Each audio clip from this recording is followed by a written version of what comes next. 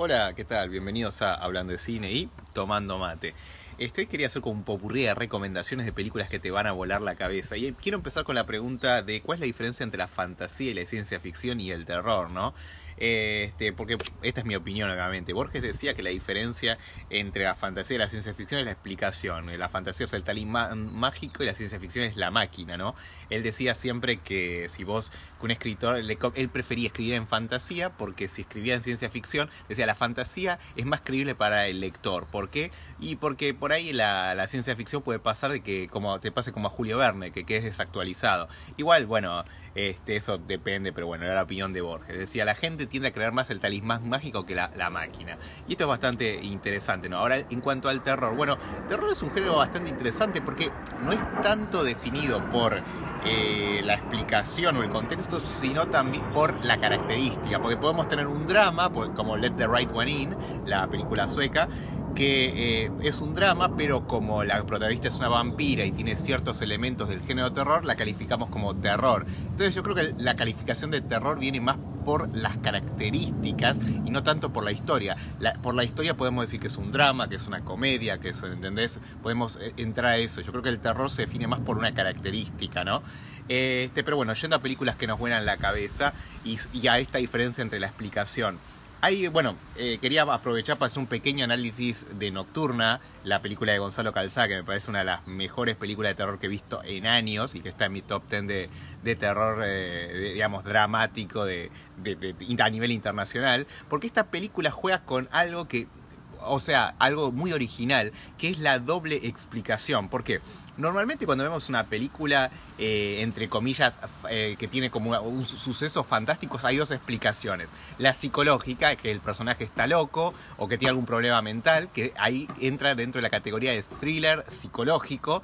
Podemos pensar en Lenny, en Perfect Blue, en Black Swan, donde la explicación de los fenómenos, digamos, entre comillas, raros, paranormales, que salen de la realidad, están explicados por la condición mental del personaje, ¿no? Eso por un lado. Después tenemos cuando las películas donde eso que vemos realmente sucede. Ahí, bueno, entramos al ámbito de lo fantástico, ¿no? Donde, digamos, el factor que origina esa cosa rara que se despega de nuestra, digamos, realidad, digamos, viene de un factor externo, ¿no? Porque cualquier película que apele a lo fantástico, a las fantasmas, bueno, es de la ciencia ficción la explicación de algo externo, ¿no? Ahora, Nocturna es una película muy especial y creo que Gonzalo Calzada, tanto en la novela como en la película, ambas muy recomendables, acierta en poner ambos elementos, porque el personaje principal, interpretado maravillosamente por Pepe Soriano, es Ulises, es una persona que está, digamos, vieja, está senil,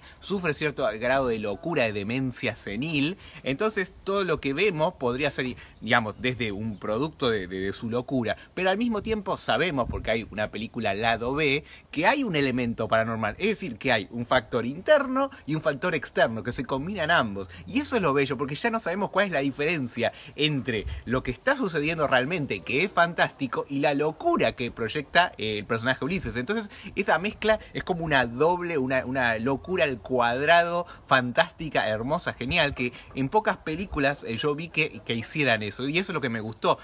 Cuando vos pones un personaje que está, digamos, que sufre algún tipo de locura o senilidad en una situación paranormal, ¿entendés? Porque imagínate una película de terror donde ocurre, no sé, viene un monstruo, pero el personaje está loco y se imagina otro monstruo. ¿Cuál es el monstruo verdadero y cuál es el monstruo falso? ¿Entendés? Juega así. Me acuerdo de la película 12 monos, donde tenemos un personaje que está medio mal de la cabeza, lo mandan a viajar en el tiempo y el tipo termina en un manicomio y dice, no, soy un viajero en el tiempo. Y el tipo, claro, está en un manicomio y en un momento dice, no, pará, ¿cómo voy a ser un viajero en el tiempo? Tengo que estar loco, ¿no? Entonces se mezcla esto de la locura del personaje con lo que sucede afuera, que es algo fantástico, si se quiere, ¿no? En este sentido me encantó por eso la película, porque tiene esa cosa original, sacando la actuación pero maravillosa de Pepe Soriano y la forma en la que está construida la edición, en fin, increíble. En otras películas que quiero que juega un poco con lo fantástico y lo complejo, por ejemplo es Ink. Ink es una película que siempre voy a recomendar, de ciencia ficción fantástica, donde está nuestro amigo ahí, Christopher Kelly, que salió en la foto ahí con Gaby Grieco.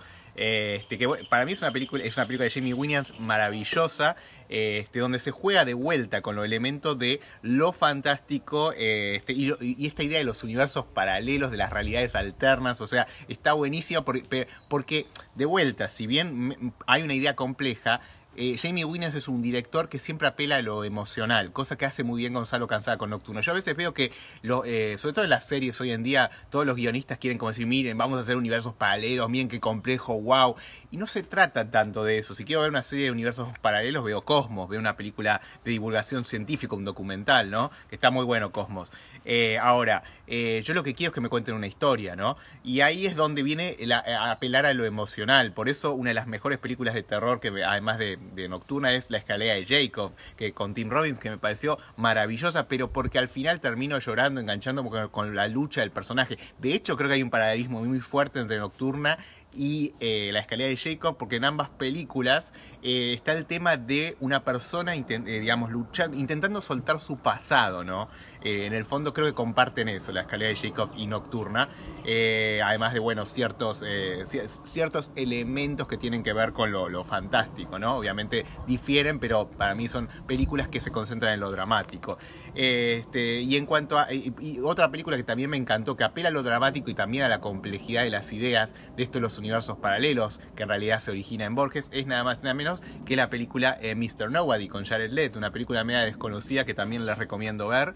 Y también, bueno, yo había escrito un cuento una vez que se llama La prisión de los espejos, que está media inspirada, es como una mezcla entre La escalera de Jacob y un capítulo de Viaje a las estrellas de la nueva generación, la de Patrick Stewart, que es el último que lo escribió Brannon Braga, que es All the Good Things. Y a su vez, ese capítulo está basado en una película que se llama Slaughter 5. Slaughter 5, basada en una novela de Kurt Vonnegut, es la historia de un tipo que a lo largo de toda su vida viaja en el tiempo, pero a distintos momentos de su vida. Entonces está comiendo con la esposa y de repente hace así y está en el pasado, en la guerra. Pero es como que no se acuerda del todo. Es como termina la frase en un periodo, empieza la frase en el presente y termina el pasado, después va al futuro. O sea, y él dice, al final no hay tiempo. La existencia son momentos que se repiten infinitamente, ¿no? Y lo mejor es que no es que él está consciente, él tiene como déjà vu.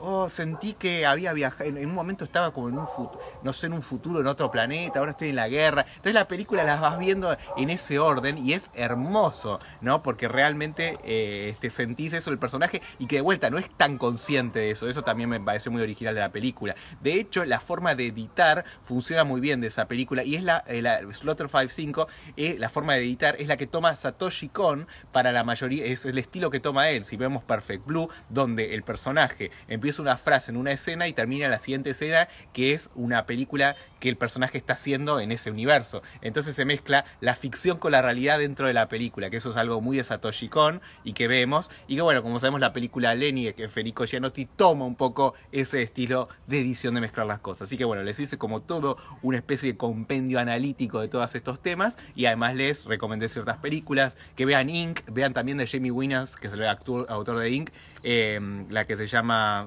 The Frame, hermosa película, también está el amigo Kelly. Vean Slaughter 5 House, La escalera de Jacob, Let the Right One In, y no me acuerdo cuál otra más he mencionado, pero vean Nocturna, que la verdad que es una de esas películas que vale la pena ver. Nos vemos.